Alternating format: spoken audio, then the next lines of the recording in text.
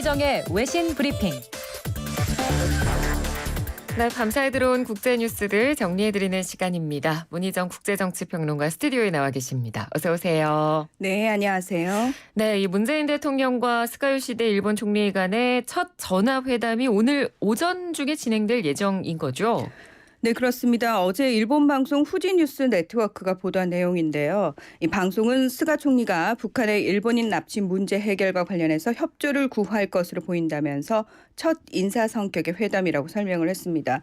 이 아무래도 강제징용 배상 판결이라든지 일본의 한국에 대한 수출 규제 등 깊이 있는 대화는 언급되지 않을 것으로 예상이 됩니다. 예. 이 회담이 이루어지면 지난해 12월 하순 문재인 대통령과 아베 신조 당시 일본 총리가 정상회담을 한 이후 9개월 만에 한일 정상 간의 공식 회담이 되는 건데요. 한편 일본 언론들은 스가 총리와 시진핑 중국 국가주석이 내일 밤 전화회담을 하는 방향으로 막바지 조정을 벌이고 있다고 전하기도 했습니다. 네, 또 추가 소식이 들어오면 저희가 전해드리도록 하고요. 자, 다음은 영국 소식입니다. 영국에서 사재기 대란이 벌어지고 있다고요? 네, 그렇습니다. 이 영국 정부가 최근 코로나19 확진자 수가 급증하자 다시 봉쇄 조치를 꺼내 들었기 때문인데요. 네. 이 보리스 존슨 영국 총리는 되도록 재택근무를 권장하고 현지 시각으로 24일부터 오후 10시 이후에 술집과 식당의 영업을 금지하는 등의 코로나19 관련 규칙들을 발표했습니다. 또 가게 출입 시 마스크 착용을 의무화하고 이를 어길 시에는 200파운드, 우리나라 돈으로 약 29만 원의 벌금을 물리고 결혼식도 최대 15명만 참석할 수 있고 또 실내에서 진행되는 모든 스포츠 경기는 취소가 됐습니다. 네. 존슨 총리는 영국이 위험한 터닝포인트에 있다면서 강력한 봉쇄 조치를 피하기 위한 선택이다 이렇게 강조를 했는데요. 이 영국은 최근 하루 4천 명 이상의 감염자가 발생을 하고 있습니다. 그런데 한 전문가는 이 추세대로라면 다음 달 중순 하루 5만 명의 확진자가 나오고 11월에는 하루 200명의 사망자가 발생할 것이다 이렇게 경고하고 나서기도 했습니다. 예. 한편 공황 상태에 빠진 사람들이 휴지 등의 생필품을 사기 위해 슈퍼마켓이나 마트로 몰려들었고 이 진열대들이 텅텅 비는 상황이 SNS를 통해서 알려졌는데요. 사실 영국은 지난 3월 봉쇄령이 내려졌을 때 사재기 열풍이 굉장히 많이 불었습니다. 그래서 네. 그 당시에 이 노인 등 취약계층이 생필품 구매에 어려움을 겪기도 했고 또 거리에 쓰레기가 쌓이기도 했거든요. 그 같은 문제가 또다시 반복되지 않을지 상당히 우려되고 있는 상황입니다. 네, 사실 다른 나라들에서도 코로나19 초기 때 막 사재기 광풍이 몰아쳤던 기억이 나는데 그 일이 지금 또다시 반복되는 건 아닌지 또 굉장히 우려스러운 상황에 놓여 있는 것 같습니다. 네네. 자, 다음은 태국 소식인데요. 국내 관광업을 살리기 위해서 특별 연휴 편성에 나섰다고요. 네, 그렇습니다. 이 태국 언론 보도에 따르면 지난 22일 내각회의에서 11월과 12월 특별 연휴 편성안이 승인됐다고 하는데요. 이 태국 정부는 11월 13일부터 12월 1일까지 학생들의 방학에 맞춰서 11월 21일과 22일 주말을 앞두고 목요일인 19일과 금요일인 21일 특별 휴일로 지정해서 나흘 연휴가 되도록 했습니다. 또 12월에는 아버지의 날인 5일이 토요일과 겹치면서 대체 휴일이 된 7일을 11일로 옮겨 쉬도록 해서 이 태국 제헌절인 10일 목요일부터 일요일까지 나흘 연휴를 만들었습니다. 네. 이 프라유트 찬오차 총리는 두 번의 특별 연휴는 관광업을 활성화하기 위한 것이라고 설명을 했는데요. 그러니까 실제로 코로나19 사태로 연기됐던 전통설 송크란 연휴가 이달 4일과 7일로 대체돼서 이 4일 연휴가 이어진 적이 있었거든요. 그때 태국 국내 전역의 관광지로 사람들이 몰려들었고 약 88억 바트, 우리나라 돈으로 3,258억 원을 쓴 것으로 추산이 돼서 경제와 관광 산업에 도움이 됐다는 분석이 나오기도 했습니다. 네. 이처럼 태국 정부가 내국인들의 관광을 장려하고 나선 것은 코로나19 사태로 인해 올해 태국의 외국인 관광객이 전년 대비 80%가량 감소할 것으로 전망됐기 때문입니다. 지난해 태국에는 3,980만 명의 외국인 관광객이 몰리면서 이로 인한 수입이 이 태국 국내 총생산 GDP의 약 11%가량을 차지한 것으로 밝혀졌는데요. 한편 태국 정부는 이 국내 관광 활성화만으로는 안 된다라는 판단을 내리고 다음 달부터 내년 11월까지 외국인 입국자들에게 90일 장기 비자 발급을 허용하고 이 비자 연장을 통해서 최대 270일간 머물 수 있도록 허용할 예정입니다. 네.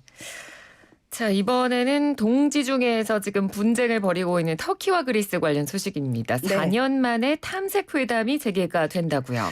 네, 이 탐색 회담은 본 회담 성사를 위해서 상호 의사를 확인하는 일종의 외교 절차인데요. 키프로스 섬이라고 하면은 터키에 굉장히 가까이 있습니다. 하지만 이 유럽연합에 속한 섬이거든요.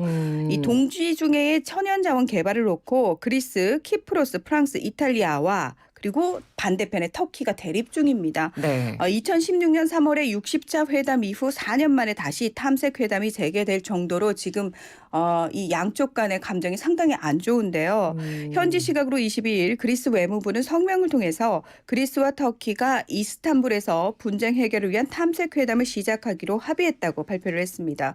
이 구체적인 날짜와 일정은 공개하지 않았지만 이 앞서 레제프 타이이프 에르도안 터키 대통령이 유럽연합 정상들과의 전화회담에서 동지 중의 분쟁 해결을 위해서 그리스와 회담을 재개할 준비가 돼 있다고 언급한 뒤에 이 같은 발표가 나왔습니다. 네. 이 자리에서 에르도안 대통령은 동지 중의 긴장 완화와 공정한 자원 공유를 위해서 모든 지역 당사자가 참여하는 회의를 개최할 것을 요구를 했는데요. 왜 이 얘기가 나왔냐면 이스라엘과 팔레스타인 자치정부, 이집트, 요르단, 그리스, 키프로스, 이탈리아 이렇게 지중해를 접하고 있는 6개의 나라가 지난 22일에 국제기구인 동지중해 가스포럼 헌장에 서명하고 본격적으로 터키 견제에 나서기로 했기 때문입니다. 네.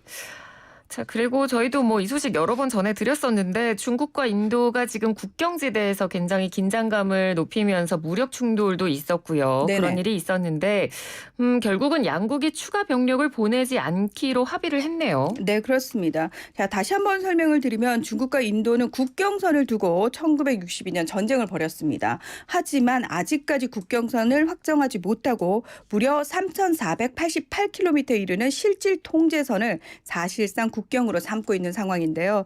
그러다 보니까 자주 양국 군대가 충돌을 일으키면서 긴장감이 고조돼 왔습니다. 네. 말씀하신 것처럼 지난 6월에는 인도 북부 라다크 지역 동쪽 가란 계곡에서 이 흉기를 사용하는 충돌을 빚어서 인도 군인 20명이 사망을 했고요. 지난 7일에도 양국군이 45년 만에 실탄 사격까지 하면서 충돌을 했습니다. 자, 그런데 23일 중국과 인도는 공동 명의의 성명을 통해서 중국과 인도는 지난 21일 6차 군단장급 회담을 열어서 사실상 양국 국경인 실질 통제선 부대의 병력을 증원하지 않기로 합의했다. 이렇게 발표를 했습니다. 네. 사실 충돌이 벌어진 이후에 전략 무기까지 배치를 하면서 굉장히 긴장감이 높아졌었거든요. 그러면서 양국은 가능한 빨리 7차 군사령급 회의를 개최해서 국경지대 내 평화를 유지할 실질적인 조처를 마련하기도 했는데요. 이는 지난 10일 러시아 모스크바에서 수브라마냠 자이상카르 인도 외교장관과 왕이 중국 외교부장이 만나서 국경 분쟁을 더 이상 키우지 말자는데 합의한 데 따른 조치라고 할 수 있습니다. 이 양국 외교장관 회동은 지난 6월 국경에서 무력 충돌이 발생한 이후 처음인데요. 이 문제는 뭐냐면 더 이상 병력을 증강하지 않기로는 했지만 문제는 기존에 이제 집중돼 있던 그 병력을 어떻게 할 것이냐에 대한 네. 얘기가 나오지 않았다는 겁니다. 네. 이 AP통신도 이 부분을 지적을 했는데요. 이전 회담에서는 국경부대 병력 철수가 언급이 됐지만 이번엔 그런 내용이 나오지 않았다. 그리고 상대국에 대한 여론, 특히 반중 여론이 큰 것이 여전히 갈등의 불씨로 남아있다. 이런 지적을 내놨습니다. 네, 알겠습니다. 오늘 소식 잘 들었습니다. 고맙습니다. 네, 고맙습니다. 네, 지금까지 문희정 국제정치평론가였습니다.